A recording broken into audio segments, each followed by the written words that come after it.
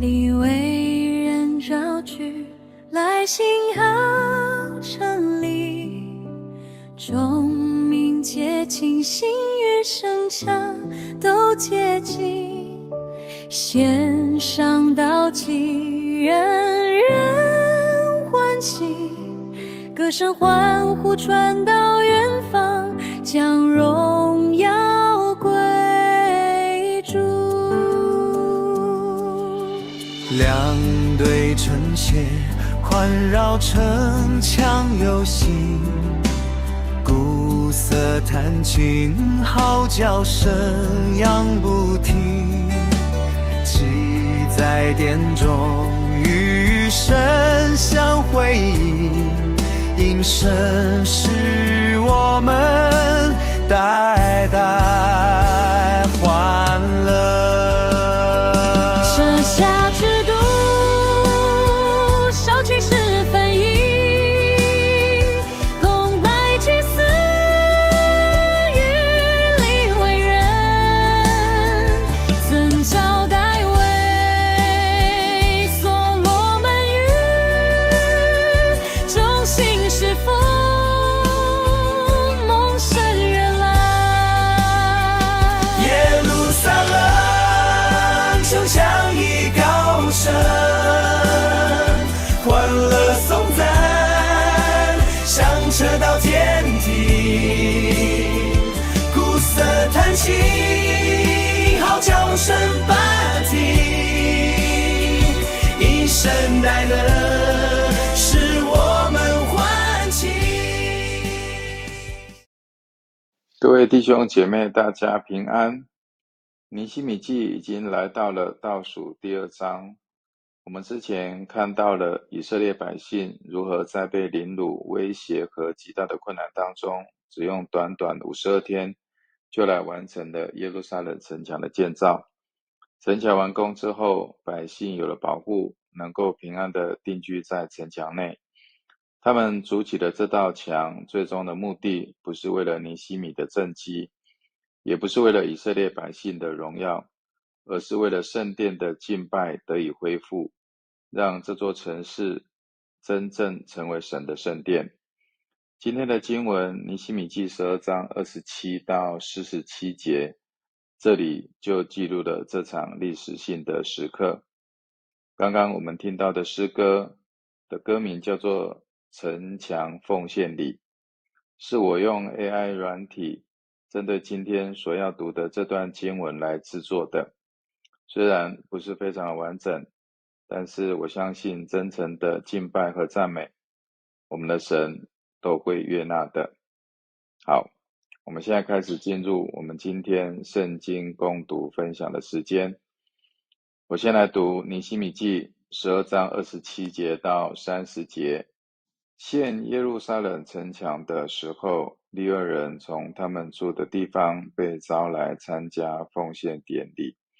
他们用感谢的诗歌，把琴瑟的音乐来庆祝。歌唱的利未家族从耶路撒冷周围的地区、尼托法附近的村镇，并从伯吉甲、加巴、亚玛弗等地聚集。祭司和利未人为他们自己的民众以及城门、城墙主持洁净的仪式。这4节的经文讲的是奉献礼的预备。我们从经文当中，我们可以发现，要将城墙献给神，能蒙神的悦纳，它的关键并不是城墙的本身，其实更重要的关键是在于百姓的心。我们今年迦南教会设教60周年，我们从年初到年终，教会举办了许多大大小小的庆典活动，也设定了许多的目标，教会的组织各部门也做了许多创新大胆的调整，教会的弟兄姐妹也都热心的参与在这当中。我们所做的一切都是在建造我们的教会，也都是要向神来献上的。我们从这段经文我们可以知道，蒙神悦纳的奉献并不是典礼或者是活动的本身，而是我们弟兄姐妹参与的心，而当耶路撒冷城墙完工之后，尼希米他第一件做的事情是从各处召集了利未人来，他们是专职的侍奉上帝的人，他们带着专业的技能，用各种的乐器来颂赞神。在这场奉献礼当中，充满了欢乐的气氛。和本的翻译说，百姓是欢欢喜喜的行告成之礼，并且用感恩的心，感谢神保守他们能够顺利的完成城墙的重建。这些利未人，他们是在各村庄被尼希米召聚来的，这象征着上帝子民的合一。他们放下了地域的界限，一同来庆祝与感谢。这表明了真正的奉献必须是出于甘心乐意的，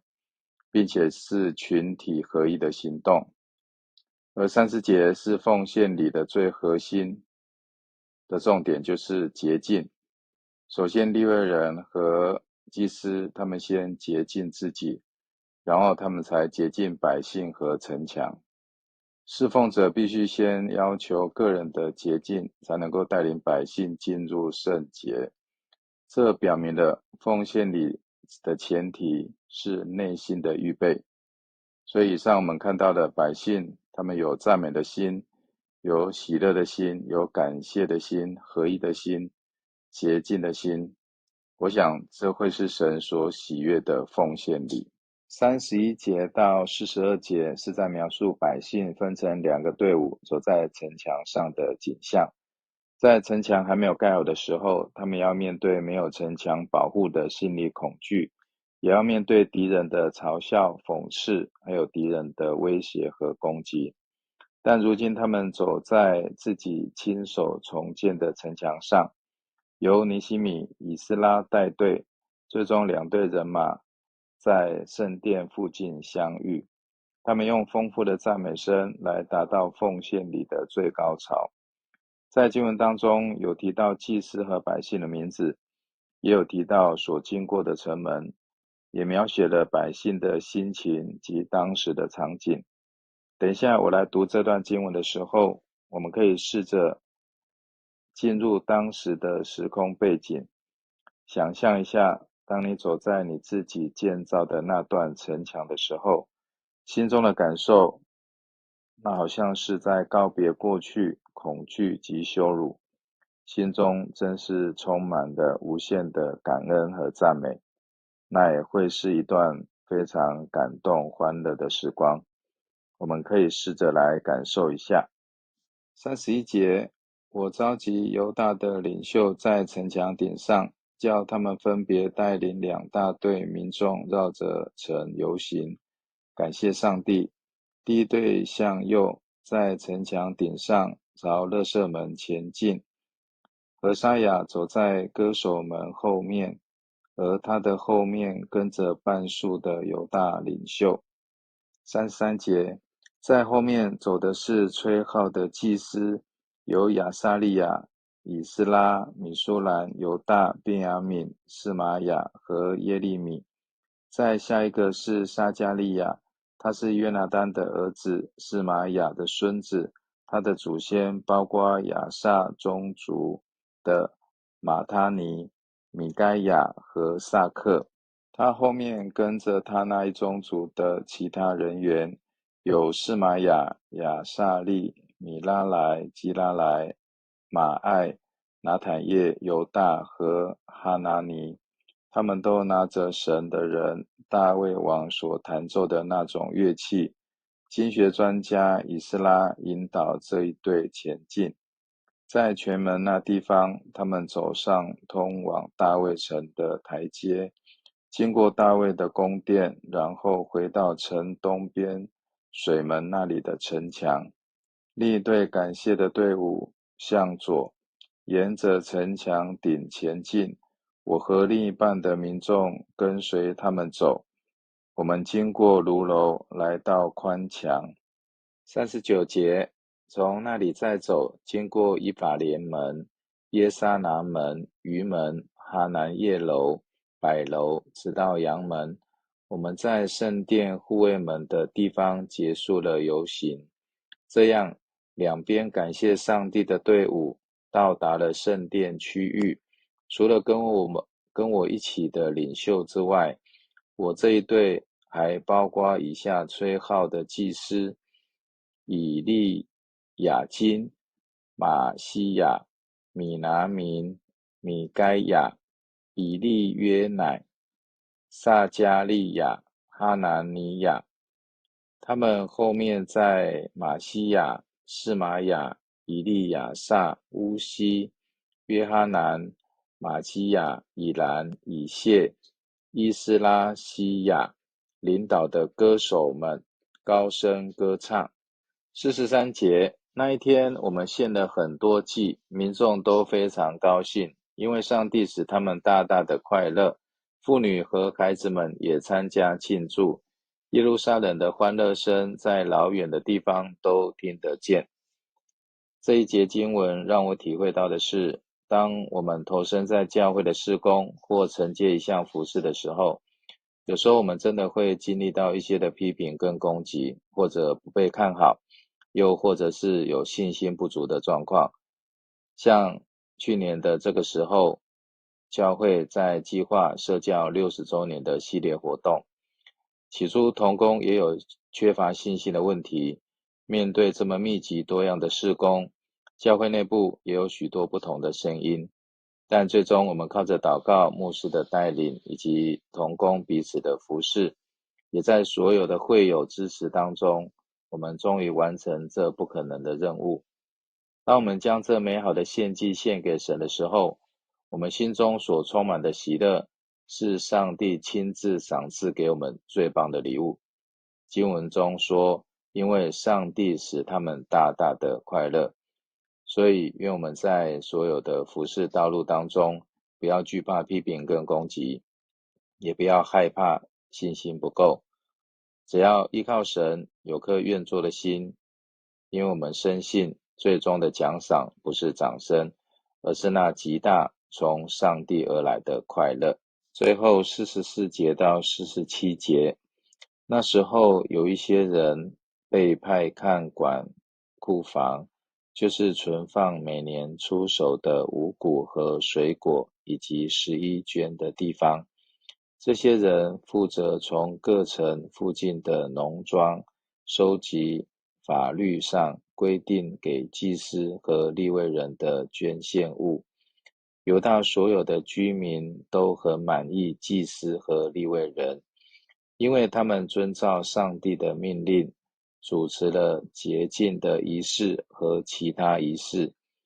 圣殿歌手和圣殿守卫也按照大卫王和他儿子所罗门的规定执行任务。从大卫王和音乐家亚萨的时代以来，歌手们一直是领导唱颂赞、感谢上帝之歌的人。所罗巴伯时代和尼希米时代，以色列人每天要送礼物给圣殿歌手和圣殿守卫，人民给祭司、给利未人一份应得的捐献物，利未人再给祭司们应得的一份。从这4节经文，我们可以看得出来，当时百姓与祭司利未人，还有当时圣殿服侍人员以及管理者之间的关系。直接对照我们现在的信仰生活跟敬拜服侍的生活，我整理了3个重点来提供大家一起来思考跟学习。第一，就是健全管理来分配事工，这是44节教导的内容，在提多书1章5到9节，以及使徒行传的5章1到7节都有提到。教会需要设立长老跟执事来治理跟执行教会的事务，让教会能够建立在可靠透明的财务跟物质的管理制度，确保奉献能够被公平合理的分配运用。这样能让奉献的人能够安心，也让所有的事工都有秩序的来进行。第二，忠心奉献来支持事工。旧约马拉基书3章10节跟新约马太福音23章23节，这些的教导当中都有提到，教导我们要11奉献，而且这是应当行的，是不可不行的。这是神的命令，也是耶稣的教导。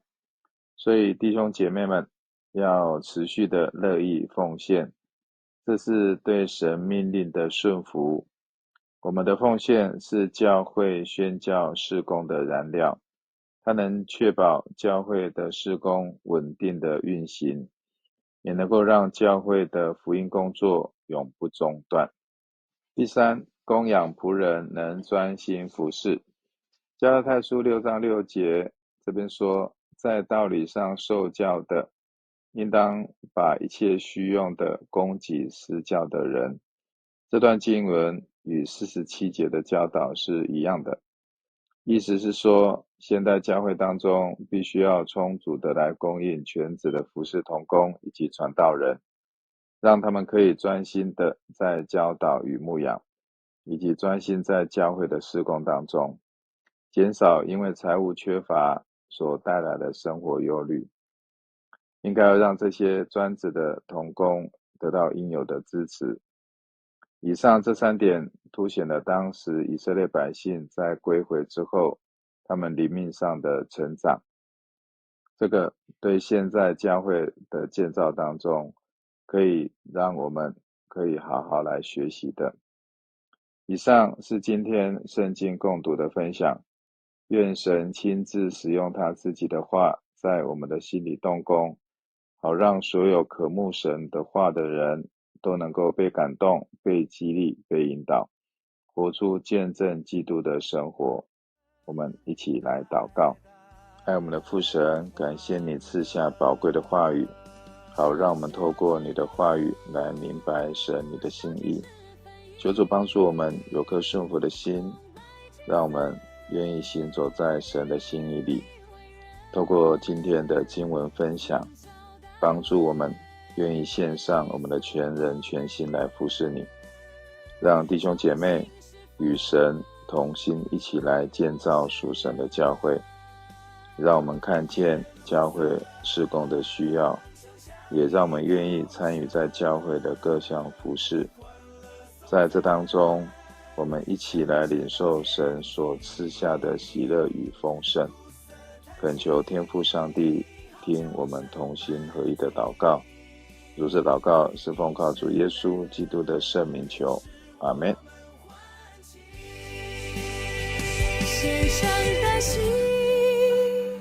心灵的洁净，两对成鞋在圣殿相遇。